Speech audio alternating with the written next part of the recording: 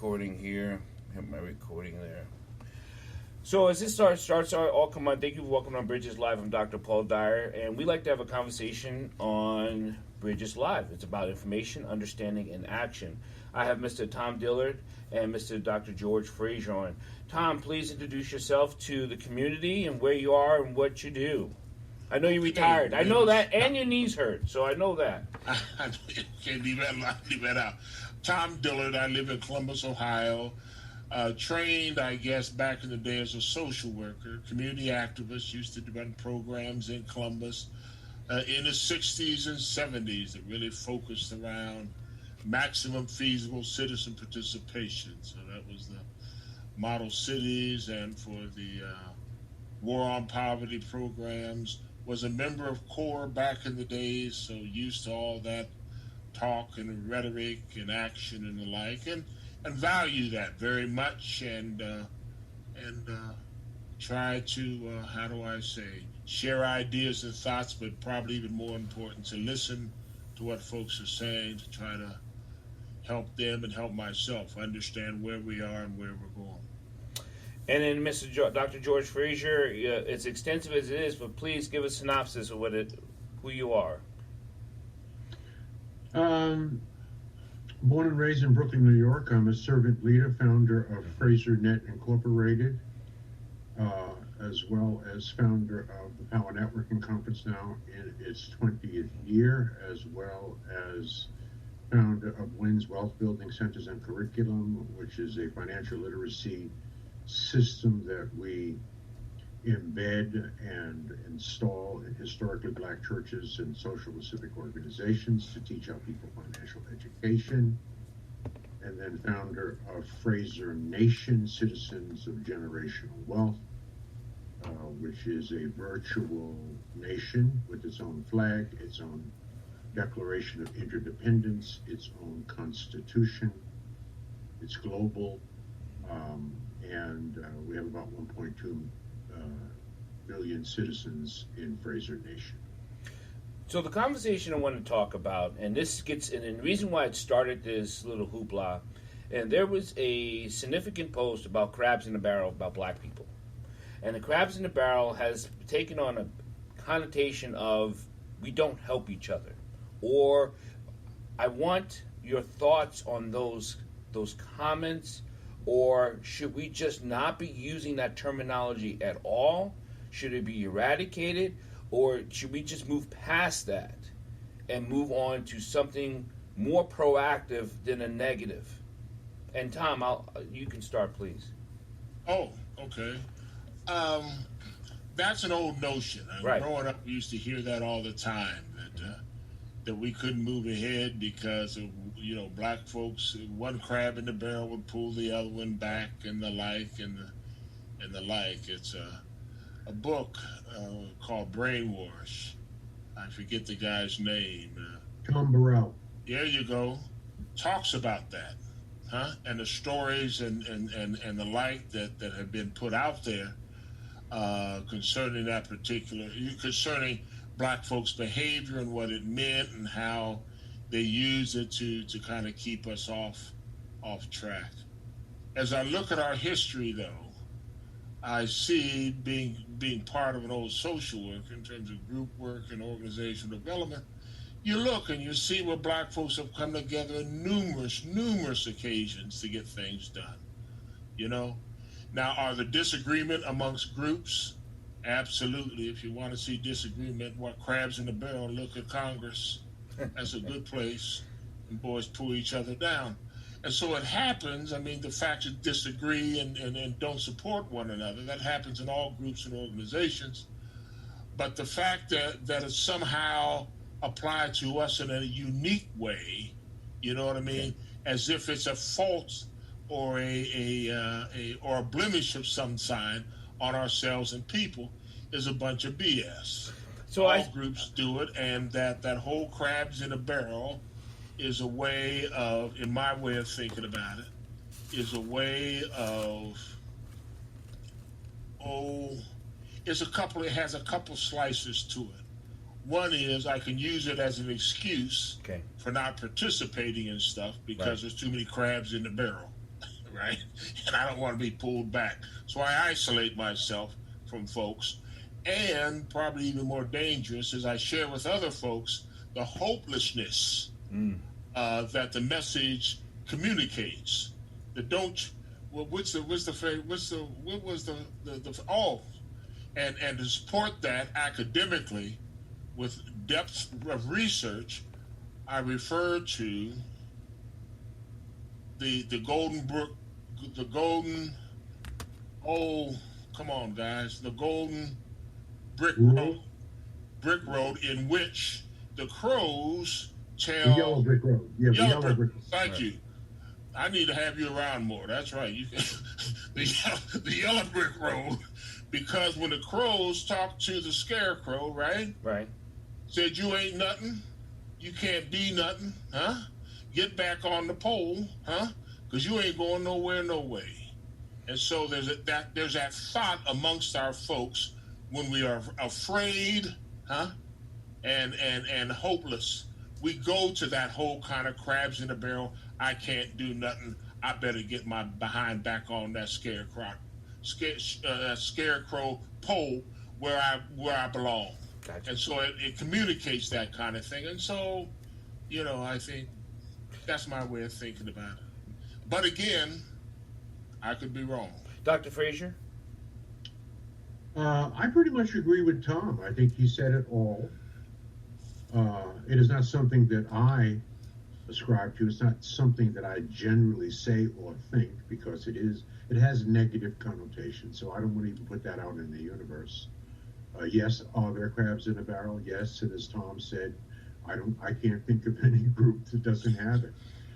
Maybe culturally, from a linguistic standpoint, we've been tarred and feathered with that. And it does have credence, and we recognize it, and we know, those of us who are wise and who are studied know when to ignore it, and don't put it out in the universe, and don't give it any oxygen. Starve it to death. I would have to apologize, because I had used it recently, and I was trying to invoke more positivity, than saying, I hope that's not me bringing my fellow down. Sure. You're right, Tom. I can relate to that. We have all said that to ourselves in the quiet of our own minds. Right, and you're right, Tom. There are many situations that we have helped each other and come together, and then we're just not the only slice that has done this, but it seems like it only happens to the black community, and using this negative connotation. Not that no one else can do it, but only the black community uses it. So moving forward, we still have to activate the youth or the non-participants. And then there are those people who speak against the movement of forward. And they're not understanding why they are not. Tom?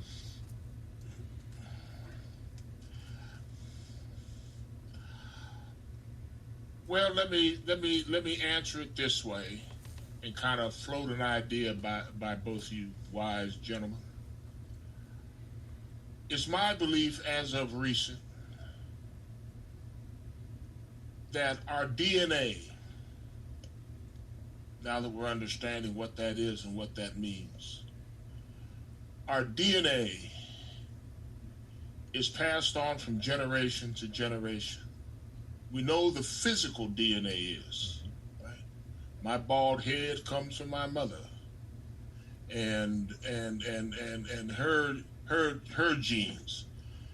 But I'm also working on the idea that our culture is also passed on through the DNA, and that culture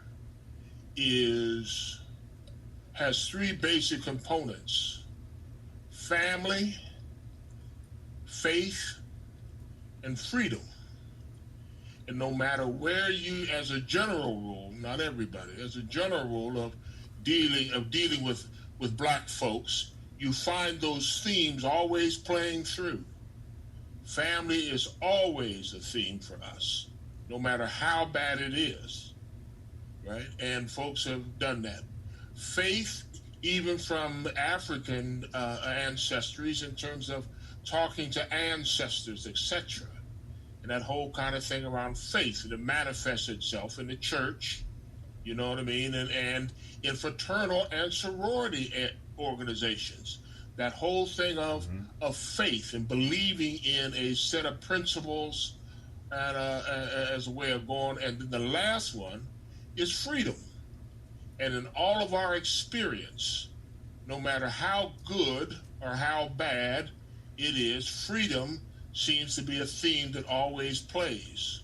And let me point out what I mean by freedom. I don't mean by freedom you can do whatever you want to, when you want to, however you want to, to whomever you want to. That ain't freedom. Okay. My way. That's not my definition. My definition is freedom to be who you want to be the best you can be, to follow your dreams, to fulfill your purpose. And anything that blocks you from that limits your freedom. So it's not just being free from chains. Correct. Because there's chains in the head. It's being free, to express yourself to the fullest extent to which you are, to which you are purposed and driving. So that's my way of kind of thinking about it. So, and let me just add parenthetically, don't ask old men questions because they talk too damn much. So you ask a nickel question, they give you a 50-cent answer. So here's the rest of the change. So what I'm saying is that at times we mutate off of our DNA to somebody else's DNA and get ourselves lost. Dr. Frazier? Restate the question. That was I like Tom's answer, yeah. but I totally forgot the question. I did too, Dr. Frazier. But what that's got to do with Doc Paul, yeah. restate the question. Well, the question is in short is, how are we to move forward when we have to activate people who don't think they are helping or they're not helping? Because we do have certain people who are processing and progressing. They are. And then there's the others, and this is why the term crabs in the barrel keeps popping up, and I won't use, but they're just they're pulling themselves back and pulling us as a people. We're held still, and when the media looks at us, they only look at the people who are standing still or being held back, not the progressives that are moving forward. Yeah, that's an astute observation, and that is true. But I personally, as a personal philosophy, I do not focus on that. I focus on the ones that are moving forward, right? And I'm constantly engaged as an elder in moving those who are moving them forward faster, right? Giving them a push, giving them a nudge. That's what I'm focused on. I'm accentuating whatever I can to move forward, whatever is positive in our culture and community. I mean, the media focuses on the negative. You're right, Dr. Paul. We should be focusing on the positive. We know that there is negative. We know that there's murder in Chicago. We know that, right? And there are those who are down on the ground focused on trying to resolve some of the most entrenched, some of the most egregious problems, historical problems in our culture. Let's call it black on black crime. Yes. It exists. Yes. And there is an army of really good souls that are working on that. I'm not working on that. I'm working on finding those that have the highest potential to excel, then to reach down and to lift up, and to reach back and pull forward. And I'm giving them everything I have to accelerate that, right? So at maybe some point in time, the accelerated progress of our people, right, will flood out, overflow onto the negative imagery of our people. And this is what Tom Burrell writes about in his book. Wonderful. And I know Tom, he's been around a long, long time. He's still with us. And so, yes, there's plenty of negative to focus on, right? At least according to how the media sees us. Right, the narrative. Right, we do not need to pile on and contribute to that. Okay. Wherever we can contribute to and accentuate the positive, uplift the positive, expand the positive, talk about the positive, and talk about what we can be doing as a positive people. That's the conversation I'm engaged in. I know that there's plenty of other conversations going on in those other buckets and in those other barrels, right? I don't contribute to those conversations. There are enough Negroes that contribute to those conversations. I have made a personal commitment to Dr. George Fraser that I will no longer debate Negroes that Harriet Tubman would have shot. So I'm just not. I'm not engaged in those conversations. But I know they go on, and I know they need to go on. Yeah, I know.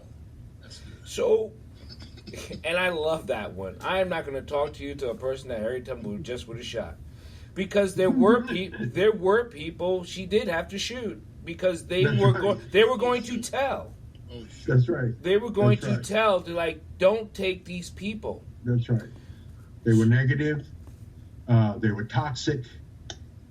They came on the Underground Railroad under false pretenses, and it was really just to get information and intelligence and go back and tell the white man. Right. She understood who they were, and that's why Harriet Tubman had to carry a gun. Right? So she said, either you're going to do this or I'm going to kill you, but you ain't going back because I know who you are. Yeah. And there are those black people around us. No doubt. And I try to, and I tell you, I do bounce in that barrel to try to awaken them into the new light instead of staying stuck in captivity.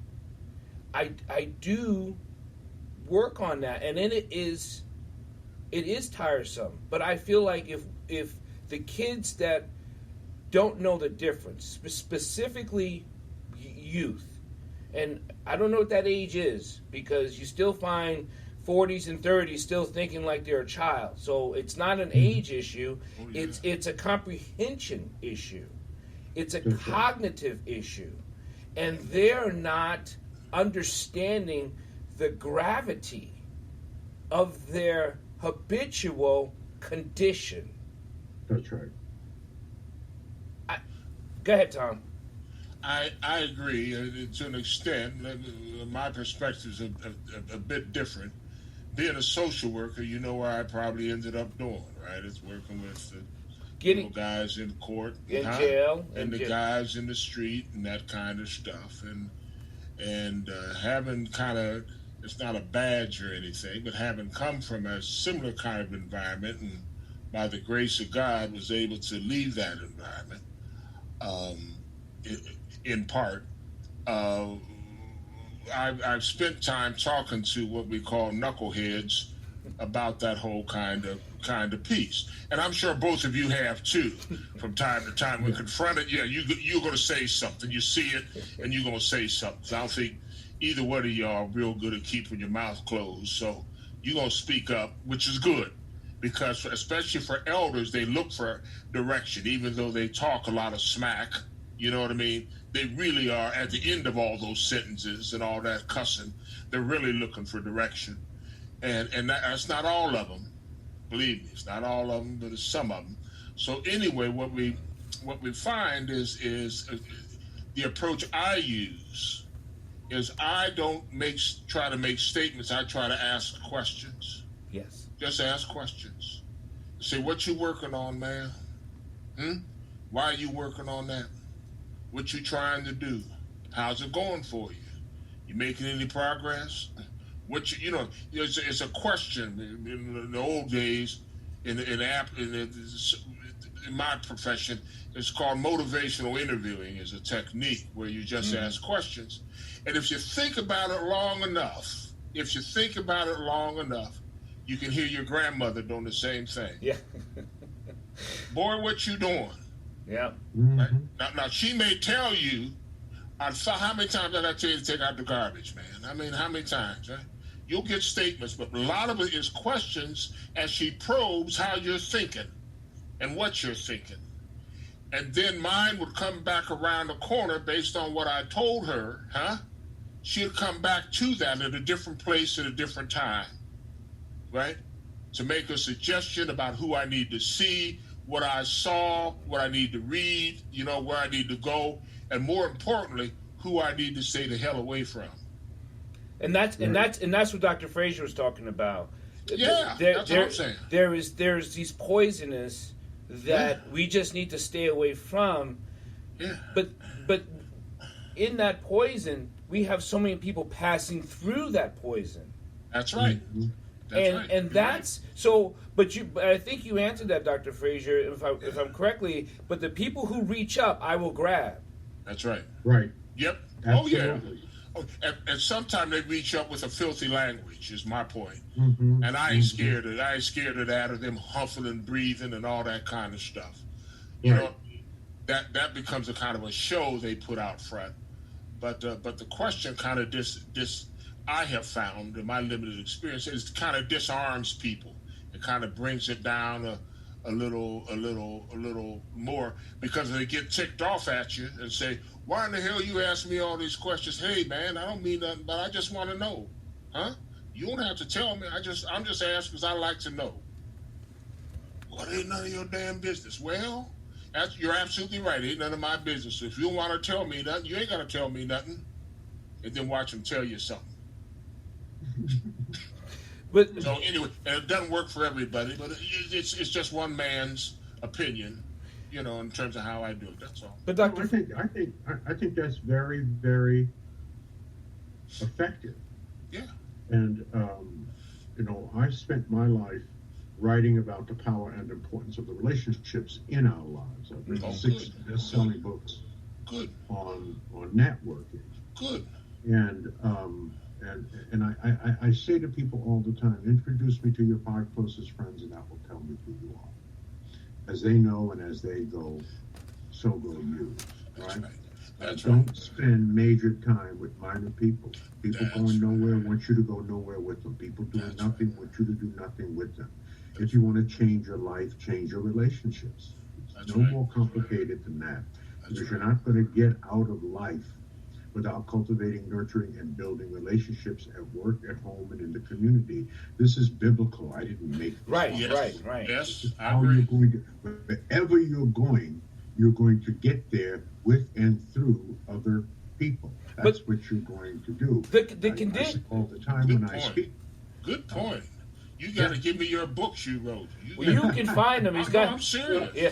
No. Well, there's 2. One is I wrote this 30 years ago called "Success Runs in Our Race." Yes. Oh goodness, I've seen that. I've read that. Yeah, the complete guide to effective networking in the African American community.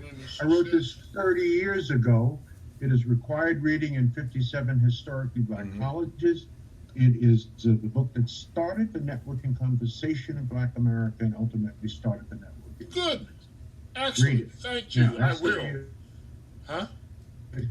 10 years ago, I followed up with a book which is called Click. Yeah. Click. 10 Truths for Building Extraordinary Relationships. So this is Networking 2.0. And the premise of this book, or the equation in this book, essentially says that you don't click with everybody that you network with. Right. You click with selected people when 3 things are in perfect alignment. What's that? Chemistry, fit, and timing. Gotcha. We could have good fit, good chemistry, bad timing. We won't click. We could have good timing, good fit, bad chemistry. We won't click. All three of those things have to be in perfect alignment, and that's when you click. That's when things click. That's when relationships click. That's when you will ultimately pick your significant other. That's when you will ultimately pick the right business partners. These are critical relationships that intersect in your life through all 8 passages of your life. So the equation is very simple. Yeah, the equation is very simple. All right, and it's right here in the book. Yep. Right here at the beginning of the book. I got a mathematician. I worked with the mathematician. I think I put it here, right here somewhere. I don't have the exact page. But anyway, the equation's in the book. And here's the equation. Write this down. This is deep. I'm writing down what you said. So I'm on it. All right. You. Yeah. Go. C square. C with a small 2. Yep. Right. Square. C square. C equals. C means C is for chemistry. Chemistry square. C square. Whenever you square something in an equation, you increase the power of the factor in the equation. That's right. Double it. Time. The reason we use times instead of minus or plus, it means that all 3 of the factors must be present to complete the equation. Right. Excellent. So C squared times F. F is fit, times the square root of T. T is timing. Right. Whenever you square root a factor in an equation, it reduces the power of that factor. So C squared times F times T, the square root of T, equals W to the 3rd power. W to the 3rd power. What does W to the 3rd power mean? That means that you win, I win, and the people that we both serve win. Dr. Frazier, you're all over. Yeah, Dr. Frazier. Win. You're all over my education, and I know the outstanding because I've read his books, I've been reading his books and other books alike. And today, I was talking to a person about relationships and prime factors. Because if you're dealing with a person that is only a prime factor, they can only divisible by themselves. But but you cannot put an exponent on that. And so when you build a relationship, you got to build a new equation. And I gave him, it's so funny. So Dr. Frazier, I was just smiling. I was actually beaming with joy and pride going, he's all in my head. He's tap dancing in my head. But it is the fact, but it is true. And Tom and Dr. Frazier, thank you for being on my show. But the other thing is what I feel is that people's surrounding environmental conditions collapses them where they don't have an understanding of how to build that equation. It's the environment that creates it.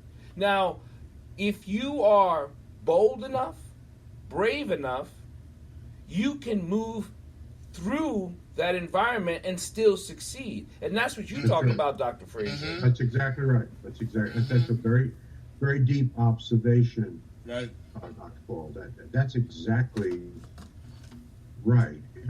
But the beauty of it is that is how God has designed the system. Let me say that a different way. Yeah. My favorite quote outside of the Bible is a quote by Marcus Aurelius, one of the 5 great Caesars, and one of the founders of the Stoic philosophy. I am a Stoic. I am too. I am. Right. I'm Stoic. There you go. There's Stoic. So Marcus Aurelius, this is deep. Marcus Aurelius said in 160 AD that the impediment to action advances the action. That's right. What stands in your way becomes the way. That's right. That's deep. Mm-hmm. Or another way to say that is the obstacle That's right. is the way. That's right. Where there is no obstacle, There is no way. there is no way. Right? So, what is the first thing God does when He gives you an assignment that He feels that He has properly prepared you for? Yeah. Put something in the way. He then puts an obstacle in your way. To see if you're. And your job is to find a way over, around, through, and under the obstacle. Mhm. You're right. And learn the lessons from that obstacle. And when you do, you get an attaboy and an attagirl, and then God gives you your next assignment at a slightly higher level, and then the very next thing He does is He puts an obstacle in your way, so that you will extract and learn the lessons. And the great James Baldwin said it beautifully. Yes, he did. James Baldwin said, Yeah. "We are born, we suffer, and then we die." Yeah. And what did he mean by that? He meant it's the way in which we handle our suffering. We overcome our obstacles, Yes. right? That will determine the meaning of the dash between the year we were born and the year we die. Mhm. Right? Life is obstacles. Yeah. That's how we learn. That's what we learn. That's how God has designed the system. If it was easy, why would God need you? Right? Right? So it is through our failures, our stumbles, overcoming obstacles, right? Overcoming our fears. A sister on a call asked me last night, Great. Dr. That's Fraser, great. It's hey, great. Dr. Fraser, how can I overcome this fear I have of so-and-so? Yeah. So I did a pregnant pause on a Dr. Paul. Yeah. And I said, it was about 75 people on a Zoom call. I said, I'm going to answer your question by asking you a question that you already know the answer to. Mm-hmm. And the question is this: how do you overcome the fear of flying? There's only one way to do it. There's only one way. You have to fly. Right? You got to get on a damn plane. Yeah, you cannot conceptualize You got to prepare flying. yourself. You got to engage it. You Right. got to attack it. You Yeah. got to do it. Yeah. And that's where and that's where that phrase has been used so much as a bad connotation, because people are afraid to do.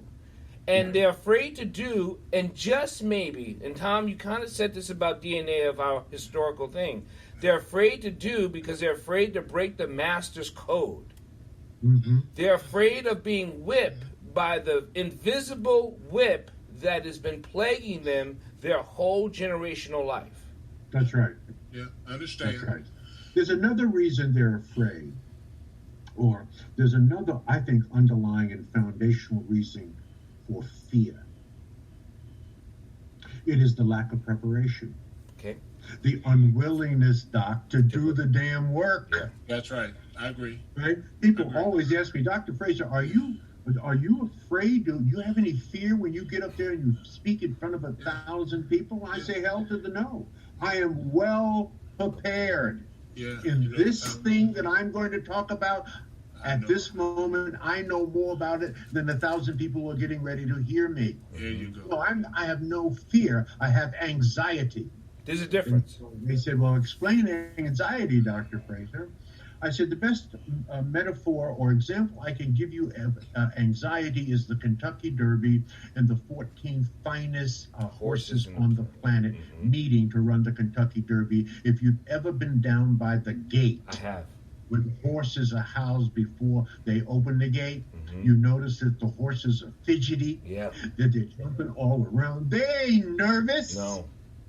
Right? They're ready to get the hell out of there. They want to go. Right? So I may have some anxiety because I want to get stuck, but I have no fear. I have no fear because I have been properly prepared for this. I've done the work. Absolutely. I want to add a little anecdote. I was down there in Kentucky, and I was able to see the Derby race and get in, and it was a big brouhaha for me because it was my first time and only time. But then as those horses were coming out for the practice to warm up, I swear if I didn't tell you that the horses were looking at each other. Yeah. Like, okay. And they would just, and their little noses would turn, and they'd be like, and then, but when they were in that gate, the eyes went down, those ears went back, and it was not about this. They were ready to go. And I thought that was amazing, because when they were on that trot, they were looking around and looking at each other, but when they were in that gate, and right before everything's all like excitement, and they're doing this little movement, Right. that nose goes down like this. Right. Right. And I tell you, it sends chills up my spine. They explode. One of the greatest sports moments. So glad you said that, Dr. Paul. One of the greatest sports moments, Tom, that I've ever experienced in my life. One of the most exhilarating. I was very fortunate to be at a Triple Crown racetrack in Baltimore for the Memorial. Right, one of the three-legged Triple Crown. And a good friend of mine got us both down on the field, on the rail, on the turn rail. Okay. Now I'd never done this before. I had no idea what this experience would be like. But he said, just stand here when you'll hear them take off, and just wait and watch. So I heard it, and I was right at the turn, and I saw those horses, these beautiful, magnificent beasts, right? When they're running, all four of those legs are off the ground. They came past me with cold air coming out of their nostrils, and those beautiful muscles, and that sound, that roar as they roared past me. I had never felt anything, saw anything, experienced the horsepower. Right. I experienced horsepower the first time in my life. Wow. It was unbelievable. If you ever get a chance to go to a racetrack and go down on the rail, if you can go on the rail that turns to the finish, you will have an experience like you have never had in your life. You can feel them. Excellent. Sound. Excellent. The exhaling of their breaths, their nostrils flaring. Those jockeys on the back of them, and they're small. I mean, these big beasts, right? And unbelievable. I don't know what that has to do with anything. Well, I'm glad you. I have to second his emotion. But I'm glad you shared that, gentlemen. I have the book, "The Obstacle's the Way." There you go. Have the book, and the Stoic by the day. You know what I mean? Daily readers. So I've gotten into the whole kind of Stoic, and the guys in a website called Medium that shares in it a lot of writings around that whole kind of Stoic thinking, which I find delightful. Me too. Absolutely. Yeah, gentlemen, you know what? In my life, I don't know about rest you guys, but in my life, there are no accidents. I agree. Everything is purposeful, has a meaning to it. This is event, that has a meaning to it. And it's interesting, Ain't no way in God's green earth, right? That a dude from Columbus, Ohio, right? Can be talking to two guys as bright as the both of you are. You know what I mean? That just doesn't happen. Those guys do not hang out at the Jamaica Breeze. I'm sorry. Although there's many philosophers at the Jamaica Breeze. Tom, I live in Cleveland. So I'm just up the road a bit. You know, you're in Cleveland now? I'm in Cleveland. Okay, you're right up the road then. Yeah. Well, I went to Case Western Reserve. A great school. Woo. At SAS, the School of Applied Social Sciences. Yeah. Back in the day when Huff burned down, and I watched it. I watched it from my hotel room, and then with the next couple of days, amazing, Dr. Dyer, I saw Martin Luther King who was the mayor that was running? First black mayor. Walking down 105th. Carl Stokes. Carl Stokes. Walking down 105th and Euclid, with a big crowd behind him. You know what I mean? So it's from Cleveland. Yeah, I had some good experiences. So, but that doesn't take away the point that I'm talking to some bright guys, and I appreciate the conversation very much. And I got books to read. I appreciate the conversation, and I want to let you guys go, but I do want to make one point. We're in a shift. This new era is not the Great White Hope. We still got work to do. And if we think we have made a way, we haven't made anything until you make it your own way. And so I want you guys to think on this new shift and tell me where it can go and where it needs to go. Let me suggest, I prophesize on this one, and everybody laughs at me, but at my age, I prophesize on any damn thing I want to, in terms of what the future is. The black woman will change and save this country. She already has. She's gotten, how do I say, she has always been strong. She's always been the kind of moral leader that we have. But she's starting to rise now. And what I tell my buddies, my buddies here in Columbus, I call the people I see now, the black mayor, the black county commissioner, those, people, I call them the fruit of the revolution. Okay. They're the fruit. Those ones that we used to fund and send down to HB, black universities, they're coming back now. We planted those seeds and they're coming. The lawyers, you know what I mean? The vice presidents, they're coming. We planted those seeds, not only just my generation, but the generation before, right? And before King and them, I'm talking about the guys and the gals that really suffered back in the day. And all those seeds are starting to bloom now. And we are, and we're seeing and I just take such joy in it. Because I'll say this, then I'll hush.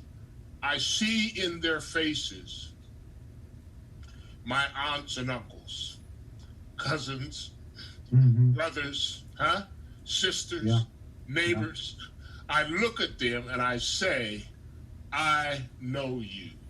I know you. This picture behind me that's in my drop, it's one of the things of the 100 Black Men of Maryland is what they see there will be. And that's what that is, because they need to see us. They need to hear us. They need to not just fantasize, but know that we're there, and this is why I like to have these shows. Dr. Frazier, this next shift, this shift we're on, where to and how to? I think we are evolving slowly but surely into a sort of a new mindset. And I think a new mindset will equal a new consciousness. And I think there are 4 or 5 things that will become the cornerstones for a new 21st century consciousness of Black people. And I've written about this extensively. I think one is that Black people need a narrower cultural vision. Yes. That we need to focus on excellence and making Black people great first. Making Black people great first. Right? A narrower cultural vision. I think another part of that consciousness is that we must develop and socially isolate and ostracize, to be honest. Yes. We must socially isolate and ostracize those Black people that do not give back to their own. Okay? We have no such cultural vessel amongst us. If you are a Jew of means and you do not give back to Jewish causes, You are socially isolated and ostracized. They don't even want you to come to the synagogue, right? We have no such system in our culture. Correct. You could be a Dr. Dre, get $1 billion from Apple for your invention, give $40 million to USC, a college you didn't even go to, and not give 1 penny to an historically black college. You don't have time for that. If you showed up at a black church, not only would you sit in one of the pews, they would invite you up on the stage with the pastor, right? So we need to develop, as part of our 21st, 2nd, and 3rd century consciousness, a system of social isolation and ostracization. I think that's the second thing. The third thing, I think we need to coalesce around our vision, not just our pain. Correct. Okay, somebody put a bullet in a young brother's head and blow his brains out. We are saber rattling. We are rioting. We come out by the thousands. Some of us talk about economic development, wealth creation, financial education, and financial literacy, closing the income and wealth gap. We can hardly get 50 people to meet to talk about that on Zoom. I know, it's crazy. Right? There's just something functionally and fundamentally wrong It's sick. with that. It's a sickness. I think the final two pieces of a new consciousness, one which I've been talking about for years, and that is we have to connect the dots. We have to leverage more effectively our collective resources and intellectual capital. That's right. We are the wealthiest black people on earth. We're a $1.5 trillion annual economy. If we were a nation, we would be the 16th richest nation in the entire world. We're talking about black people in America. 60% of the black workforce in this country are in executive, managerial, supervisory, professional, specialty, vocational, technical, and administrative positions, right? There are no black people in the entire world doing better than we are, right? We are the beacon of hope for every single person of African descent in the entire world.